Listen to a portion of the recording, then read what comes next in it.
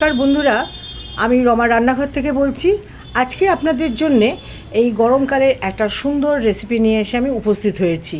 আপনারা এই রেসিপিটা যেটা আমি দেখাচ্ছি সেটা আপনারা এক একজন এক এক রকমভাবে খেয়েছেন, তবে আজকে আমি যে সেই রেসিপিটাকে আরও কত সুন্দর করে বাচ্চা থেকে বুড়ো পর্যন্ত সবাই খেতে পারেন সেটার জন্যই কিন্তু আপনাদের সামনে এই উপকরণগুলি নিয়ে আমি এসছি। আপনারা দেখতে থাকুন আমি কিভাবে রান্না করছি।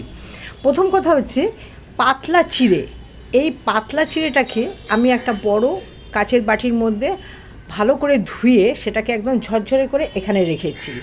কাঁঠালি কলা 3টে কেটে রেখেছি টুকরো টুকরো করে, সেখান থেকে আমি এটাকে সাজিয়েছি।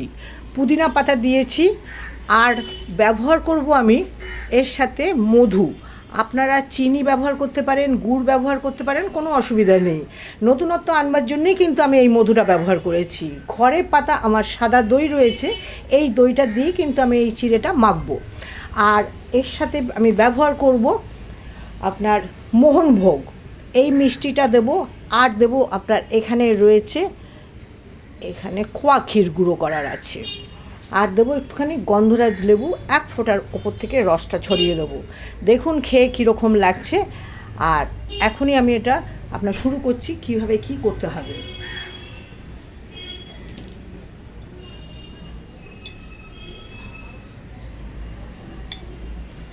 গুড়টা আমি এখানে দিয়ে রাখছি, যখন খাবেন আপনারা তখন এটাকে মেখে নেবেন।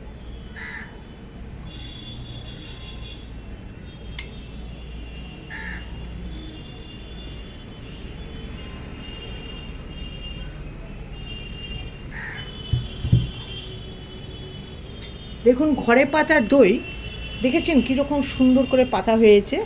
যতটা চেষ্টা করবেন যাতে বাইরের থেকে দই না কিনে খেতে হয়। এইবার আমি ওপর থেকে এই খোয়া ক্ষীরটাকে ছড়িয়ে দিচ্ছি।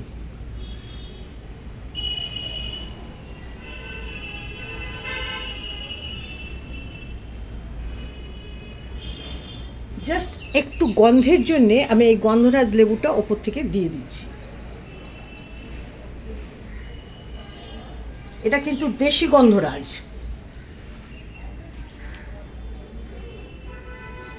এবার আমি ছড়িয়ে দেব এর মধ্যে 1 চামচ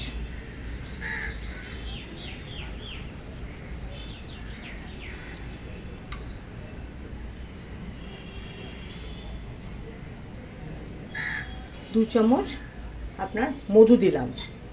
এখন দেব আমি মোহনভোগ।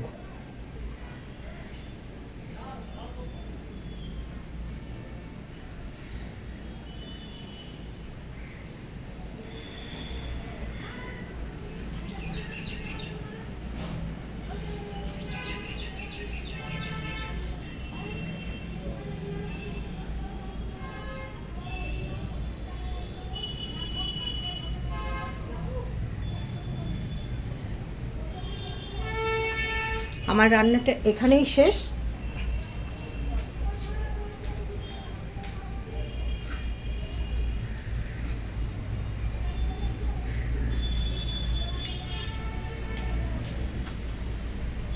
আপনারা খেয়ে আমাকে কমেন্টে জানাবেন কেমন লেগেছে। আশা করি নিশ্চয়ই ভালো লাগবে।